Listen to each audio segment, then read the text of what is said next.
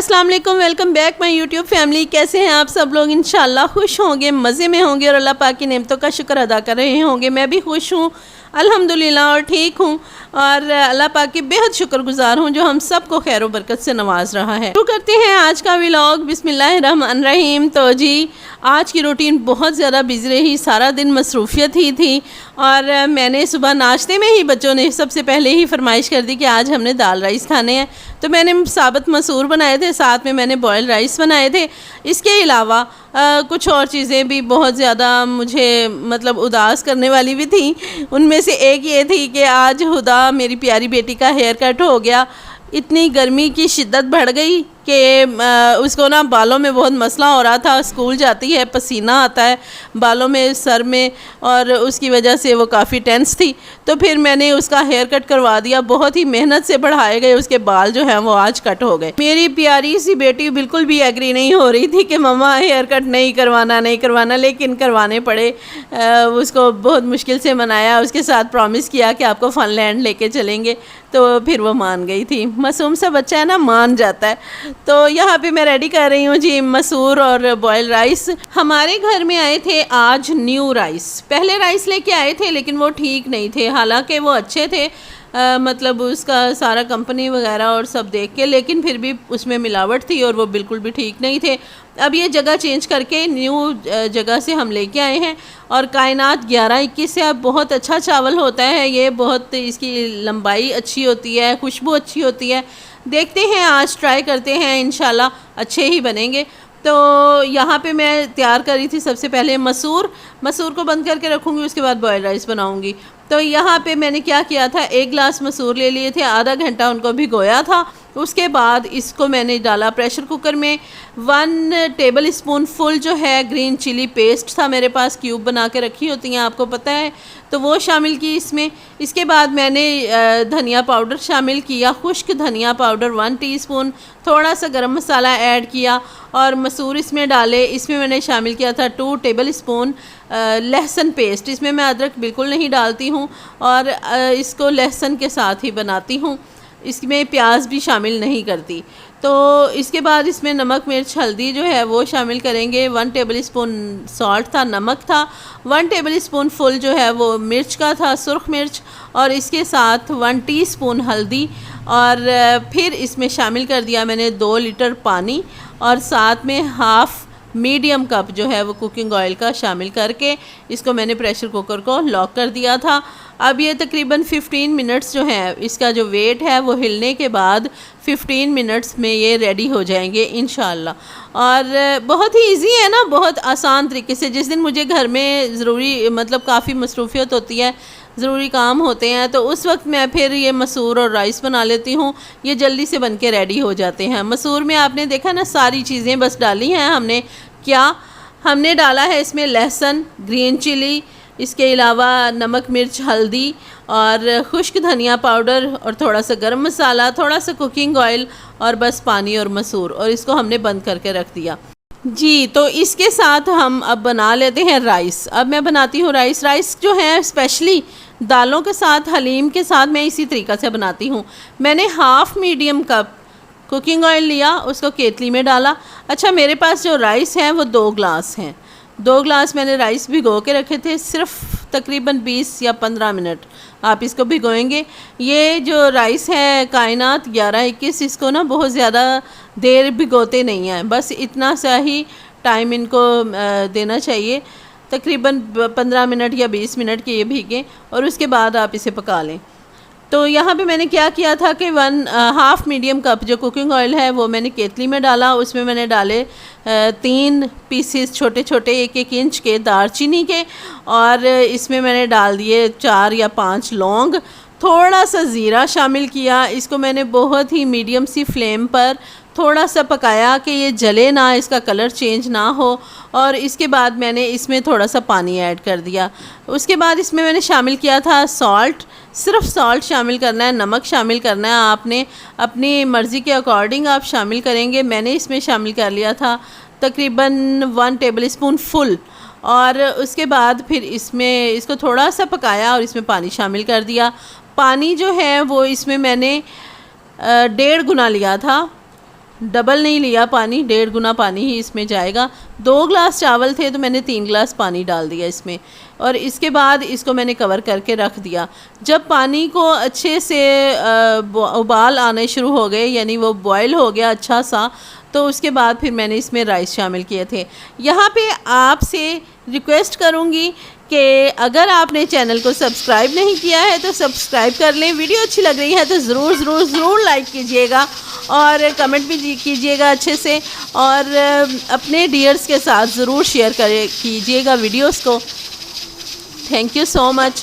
اور یہاں پہ ہم اب دیکھیں اس میں ابال آ گیا ہے نا پانی میں، تو پھر ہم اس میں رائس شامل کر دیں گے۔ رائس شامل کر کے اچھا کوئی بھی رائس ہونا، آپ نے بہت زیادہ اس میں چمچ نہیں چلانا ہے، بس ایک بار اس کو جب پانی میں شامل کیا نا آپ نے ڈالا ہے اس وقت، تو یہاں پہ اس کو ایک بار مکس کر دیں گے اچھی طرح سے۔ اس کے بعد اس کو میڈیم فلیم پر آپ نے پکانا ہے اور چمچ بار بار نہیں چلانا۔ اچھا میں نے نا اس میں ایک الائچی بھی شامل کی تھی، بڑی الائچی، اس کو میں نے تھوڑا سا کھول کے ڈال دیا تھا اس میں، اور اس کے بعد میں نے اسے کور کر کے رکھ دیا۔ ابال آنے تک ہم اسے پکائیں گے۔ میں لیتی ہوں ڈیلی 1 CAC کیلشیم لیتی ہوں، تو یہاں پہ صبح سے میں نے نہ تو پانی پیا تھا، کچھ بھی نہیں کھایا تھا، تو میں نے 1 گلاس میں CAC جو ہے وہ مکس کر کے تو وہ 1 گلاس پانی پی لیا تھا۔ ایک ہی بار چمچ چلانا ہے آپ نے شروع میں، اور پھر بعد میں ایک بار اور کر سکتے ہیں اس کو، تھوڑا سا چمچ کو احتیاط کے ساتھ اس میں چلا سکتے ہیں، لیکن بہت زیادہ نہ، پھر لمبے لمبے رائس بنیں گے، دیکھیے گا آپ کتنے پیارے بنتے ہیں۔ تو یہاں پہ جب پانی اس کا خشک ہو گیا تھا تو میں نے پھر ان کو دم پر لگا دیا تھوڑی دیر کے لیے۔ بوائل رائس کو عموماً ہم دم پہ نہیں لگاتے، لیکن اگر اس کو 2 منٹ کے لیے آپ لگا دینا، 2-3 منٹ کے لیے، تو دیکھیے گا کہ اس کا کتنا پیارا سا، ایک تو جو ہے ٹیسٹ وہ بڑا پیارا سا ہو جاتا ہے، دوسرا ان کی لینتھ جو ہے وہ بڑھتی ہے اور وہ پھول کے بنتے ہیں اور بہت پیارے سے بنتے ہیں۔ میں نے اس کو دم پہ لگایا اور تقریباً 5 منٹ کے لیے میں نے ان کو کور کر کے رکھا تھا، بند کر کے رکھا تھا دم میں، اور اس کے بعد پھر اس کو ہم چیک کریں گے کہ یہ کیسے بنے ہیں۔ اچھا میں بات کر رہی تھی اپنی بیٹی ہدا کے بالوں کی، تو ہدا جو ہے نا اس کو بہت زیادہ اس چیز کی ٹینشن ہو رہی تھی، لیکن آپ کو پتہ ہے نا میں اس کی جب کنگھی کرتی ہوں نا تو اسے بہت زیادہ ٹینشن ہوتی ہے کہ ماما بہت زیادہ سینسیٹیو ہے۔ یہاں پہ بالکل ریڈی ہو گئے رائس، چیک کرتے ہیں ہم کہ کیسے بنے ہیں، تو دیکھیے کہ کتنے پیارے ہیں ماشاءاللہ سے، یہ بہت کھلے کھلے بنے تھے، اچھے بنے تھے، شکر الحمدللہ کہ یہ اچھے ہیں۔ اور یہ بڑی ٹینشن ہوتی ہے کہ رائس اچھے آ جائیں، اور باقی جو چیزیں ہیں وہ بھی کہ جو سبزیاں جب ہم لیتے ہیں تو ہماری یہ کوشش ہوتی ہے کہ وہ بھی فریش مل جائیں، چیز اچھی آ جائے۔ اگر آپ نے پیسے خرچ کیے تو کم از کم چیز تو اچھی ملے نا، تو پھر اس لیے تو مجھے بہت خوشی ہوئی تھی دیکھ کے، میں نے کہا شکر الحمدللہ کہ اس بار رائس اچھے ہیں۔ لاسٹ ٹائم جب لیے تھے نا تو پتہ نہیں کیوں انہوں نے اس میں ملاوٹ کی ہوئی تھی، حالانکہ وہ بند تھے اور ہمیں یہ یقین تھا کہ ٹھیک ہوں گے، لیکن ایک بار تو میں نے بنائے تو وہ اچھے نہیں لگے، دوسری بار میں نے سوچا شاید مجھ سے کوئی مسٹیک ہوئی ہے، لیکن جب 2-3 بار بنانے سے بھی وہ اچھے نہیں بنے تو پھر فائنل ہو گیا کہ یہ اچھے ہیں ہی نہیں، ان کو چینج کیا جائے۔ اتنے مہنگے ہو گئے ہیں رائس، تو اس حساب سے پھر آپ کا ہوتا ہے کہ اگر پیسے خرچ کیے تو چیز بھی اچھی ہو۔ ہمارے مسور بھی ریڈی ہو گئے تھے، آپ اس میں دھنیا ڈال سکتے ہیں باریک باریک سا کاٹ کر، اور وہ اچھا لگتا ہے۔ میرے پاس دھنیا موجود نہیں تھا تو تھوڑا سا تھا بالکل، وہ میں نے شامل کر دیا تھا، لیکن وہ اتنا نظر نہیں آ رہا۔ تو اس کے علاوہ یہ بہت مزے کے، بہت پیارے سے ریڈی ہو گئے۔ سب نے ناشتہ کیا رائس اور دال کا، اور بہت ہی مزیدار تھی۔ آپ اسے سیلڈ کے ساتھ بھی کھا سکتے ہیں، عموماً یہ ہوتا ہے نا ہم پلاؤ وغیرہ کو سیلڈ کے ساتھ کھاتے ہیں، لیکن یہ جو مسور اور بوائل رائس ہے نا، ان کو آپ سیلڈ کے ساتھ بھی کھا سکتے ہیں، بہت اچھا لگتا ہے۔ بچوں نے بہت خوش ہو کے کھا لیے تھے۔ یہاں پہ ہدا لے رہی ہے پوڑا۔ گلی میں نا ایک انکل آتے ہیں جو ردی وغیرہ خریدتے ہیں لوگوں سے، تو ان کے پاس نا پوڑا ہوتا ہے، سوئیاں ہوتی ہیں، دال ہوتی ہے بھنی ہوئی، اور اس ٹائپ کے چھوٹے چھوٹے ٹوائز ہوتے ہیں، بالکل چھوٹے چھوٹے سے 10-10 20-20 روپے والے۔ تو ان سے نا ہدا پوڑا لے رہی تھی۔ ہدا مجھے کہہ رہی تھی ماما جان میں نے پوڑا کھانا ہے۔ تو یہ جو ہے کئی بار اس طرح جو بچے جو ہیں جب وہ ٹھان لیتے ہیں نا کہ یہ چیز لینی ہے، تو بس پھر انہوں نے لینی ہے. میں تو اس کو منع کر رہی تھی کہ بیٹا نہیں رہنے دیں یہ وہ یا اس طرح سے کچھ بھی, لیکن امی جی آئے ہوئے تھے, امی نانو جان اور امی جی آئے ہوئے تھے نا, ان کا ٹیتھ کا کچھ مسئلہ ہے تو وہ نا آج کل چیک اپ کروا رہے ہیں. تو تقریباً امی جی میرے پاس کوئی 10-15 دن کے بعد انہوں نے چکر لگایا تھا. تو وہ ہدا ان سے پھر ظاہر ہے نانیاں جو ہوتی ہیں نا, نانو امی, تو ان کو فوراً کہیں نا وہ فوراً سے ہی مان جاتی ہیں. تو پھر امی جی کہتے چلو آؤ بیٹا میں لے کے دیتی ہوں. امی جی نے اسے پوڑا لے کے دیا, ساتھ میں چھوٹے چھوٹے بلونز لے کے دیے, اور یہ یہاں کاؤنٹنگ ہو رہی تھی کہ بلونز جو ہیں وہ کم تو نہیں ہیں. وہ پھر لیے اور اس کے بعد ہم اندر آ گئے. خدا نے پوڑا کھایا. عمر کو میں کھلا رہی تھی رائس. عمر جو ہے نا ابھی تک اتنے نخرے کرتا ہے کہ عمر خود سے کھاتا ہی نہیں ہے. اور روٹی ہوتی ہے وہ میں اسے کہہ دیتی ہوں کہ چلو یہ خود سے کھاؤ. کبھی کبھی خود کھا لیتا ہے اور کبھی کبھی جو ہے بالکل ماما جان آپ کھلائیں. تو پھر عمر کو میں کھلا رہی تھی. خدا صاحبہ پوڑا کھا کے سو گئی تھی اور عمر جو ہے اس کو میں رائس کھلا رہی تھی. یہاں پہ بہت تھوڑی سی دال اس نے ایڈ کروائی تھی اور اس کے بعد مکس کر کے اچھی طرح تو پھر میں اسے کھلا رہی تھی. میں نے اپنے لیے چائے کا مگ بنایا تھا, وہ چائے پی رہی تھی اور عمر کو رائس کھلائے. اس کے بعد پھر یہ اٹھ گئے. خدا جب سو کے اٹھی تو پھر خدا کی کٹنگ ہو گئی. یہ دیکھیں پہلے تو کٹنگ ٹھیک نہیں ہوئی, یہ والا جو سٹائل ہے نا یہ پہلے والا ہے. اس کے بعد پھر دوبارہ سے کٹنگ کروائی تھی. یہ جب گھر آئے نا مجھے بالکل اچھی نہیں لگی, کٹنگ دوبارہ سے کروائی. میرا بچہ پارا سا اتنی پریشان تھی نا یہ کہ میں نے نہیں کٹنگ کروانی, لیکن جب کٹنگ ہو گئی تو خدا بہت خوش تھی, بہت ہی فریش فیل کر رہی تھی. نہائی یہ فریش ہو گئی, بالکل ٹھیک ہو گئی تھی. اس کے بعد پھر جو پرومس کیا تھا وہ پورا کرنا تھا, تو پھر ہم ان دونوں کو نا لے کے فن لینڈ چلے گئے تھے. میں نے بھی فرسٹ ٹائم دیکھا یہ فن لینڈ جو نیو بنا ہوا ہے, تو یہاں پہ واقعی میں اچھے تھے. یہ نا اچھا بنا ہوا ہے. یہاں پہ بچوں کے لیے کافی زیادہ نا انہوں نے چیزیں جو ہیں وہ ارینج کی ہوئی ہیں. یہ گاڑیاں وغیرہ یہ اس طرح سے رکھے ہوئے ہیں, اور ان سب میں اس کے بابا جان کیا کرتے ہیں, عمر اور خدا کے جاتے ہی نا تقریباً 200-250 کے کوئنس لے لیتے ہیں. وہ تقریباً 1 منٹ کے لیے وہ نا چلتی ہے گاڑی وغیرہ. 1 کوئن ڈالیں 1 منٹ کے لیے چلتی ہے بس, اور اتنے میں ہی ختم. تو پھر میں آج دیکھ رہی تھی کہ یہ کرتے کیا ہیں. ماشاءاللہ سے یہ بہت زیادہ انجوائے کرتے ہیں, بہت زیادہ خوش ہوتے ہیں. یہاں پہ یہ بال روم انہوں نے بنایا ہوا ہے, اس میں 2-3 سلائڈز رکھی ہوئی ہیں اور بچے بہت زیادہ انجوائے کرتے ہیں. جب ہم گئے تو اس وقت تقریباً 3-4 بجے کا ٹائم تھا, اتنا زیادہ رش نہیں تھا. اس وقت 1-2 بچے تھے وہ بھی چلے گئے بعد میں. تو عمر اور خدا نے ماشاءاللہ بہت انجوائے کیا. تقریباً ہم وہاں پہ 1 گھنٹہ رہے اور یہ کھیلتے رہے. اس کے بعد پھر ہم وہاں سے نکل آئے تھے. آج کا سارا دن اسی طرح سے مصروف گزرا. اور اس کے بعد مجھے فکر تھی کہ صبح عمر کا نا پیپر ہے, عمر کے ایگزامز ہو رہے ہیں, ابھی منتھلی ٹیسٹ اس کے چل رہے ہیں. تو فرسٹ ہے اس کے منتھلی ٹیسٹ, تو میں نہیں چاہتی کہ اس میں نا اس کا کوئی بھی جو ہے اچھا نہ ہو. میں چاہ رہی تھی کہ اس کی اچھی تیاری ہو جائے. تو پھر ہم جب گھر واپس آئے تو پھر اس کے بعد ہم نے تیاری کی. یہاں پہ دیکھیں یہ کتنے اچھے سے, یہ انہوں نے بڑا اچھا سسٹم بنایا ہوا ہے. بچوں نے تو خود ہی انجوائے کرنا ہے. انہوں نے بہت سارا اچھا وہاں پہ بیٹھی ہوئی تھی جب میں, تو میں تھوڑا ایسٹیمیٹ لگا رہی تھی کہ انہوں نے کتنا خرچہ کیا ہوگا اس ہال پہ. تو منیمم جو ہے مجھے جو لگا کہ تقریباً وہ 10 لاکھ سے کچھ زیادہ ہی لگا ہوگا, کم نہیں تھا, مطلب کافی زیادہ.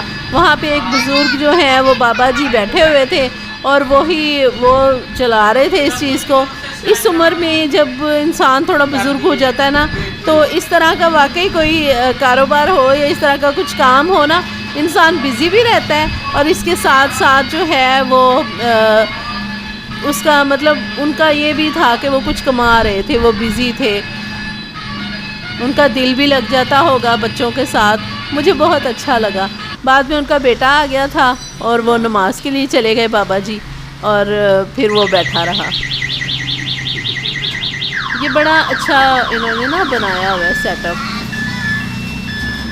والدین جب بوڑھے ہو جاتے ہیں تو پھر ہمیں مطلب چاہیے کہ ہم کوشش کریں ان کے لیے کچھ ایسا انتظام کریں کہ وہ مصروف ہوں, ان کا دل بھی لگا رہے, اور وہ اپنا جو نماز روزہ اور ان چیزوں کی پابندی بھی کر لیں, اور ان کو مشکل نہ ہو، کیونکہ ساری زندگی انہوں نے ہمارے لیے محنت کی ہوتی ہے، تو ان کو آرام دینا چاہیے، ان کو سکون دینا چاہیے۔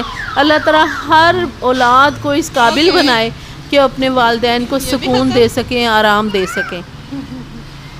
یہ ایک جو سارا سیٹ اپ تھا، یہ مجھے اس لیے بھی اچھا لگ رہا تھا کہ وہ جو بزرگ آدمی ہیں وہ آرام سے بیٹھے ہوئے ہیں اور بچے آ جا رہے ہیں۔ اچھا، میرے بیٹھے بیٹھے ہی نا، وہاں پہ میں بیٹھی ہوئی تھی تو میں نے دیکھا کہ 2 بچیاں آئیں، انہوں نے آ کے تو انکل کو پیسے دیے کہ انکل جو کل ہم نے جھولے لیے تھے نا، اور جو کل وہ کوئن لیے تھے، یہ اس کے پیسے ہیں۔ مطلب انکل ادھار بھی کرتے ہیں بچوں کے ساتھ۔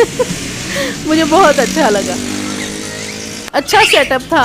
وہ بزی تھے اور خوش تھے، میرے بچے بھی بہت خوش تھے، اور ماشاءاللہ سے ہم نے سارا دن بہت انجوائے کیا۔ اس کے بعد پھر ہم گھر واپس آ گئے۔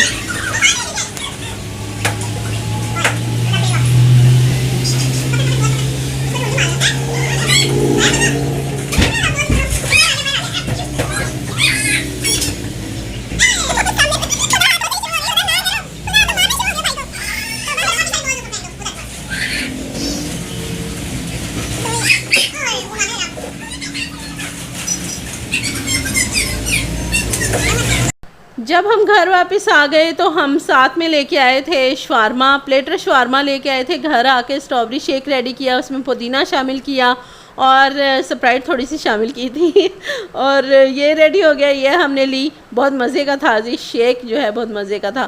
اور اس کے ساتھ ہدا نے لیا تھا زنگر برگر اور عمر نے لیے تھے چپس، یہ سب کھائے۔ اس کے بعد میں نے عمر کو اسٹڈی کروائی۔ عمر کے لیے بہت فکر مند ہوتی ہوں میں، عمر سلو رائٹر ہے اور اس چیز کی مجھے بہت ٹینشن ہوتی ہے، وہ بہت دیر لگاتا ہے لکھنے میں، اور اس کی ٹیچر کو بھی اس سے یہی کمپلین ہے۔ انشاءاللہ میں کوشش کر رہی ہوں کہ وہ ٹھیک ہو جائے، تو آپ بھی دعا کیجیے گا میرے بچوں کے لیے۔ اور یہ انشاءاللہ آپ کو سارا ولاگ بہت اچھا لگا ہوگا، آپ نے بھی انجوائے کیا ہوگا ہمارے ساتھ۔ ولاگ اچھا لگا تو لائک، شیئر اور کمنٹ ضرور کیجیے گا، لائک تو ضرور ہی کیجیے گا، اور سبسکرائب کر لیجیے چینل کو۔ تھینک یو سو مچ، اور دعا میں یاد رکھیے گا مجھے اور میری فیملی کو۔ ہنستے رہیں، مسکراتے رہیں، خوش رہیں، آباد رہیں، فی امان اللہ، اللہ حافظ۔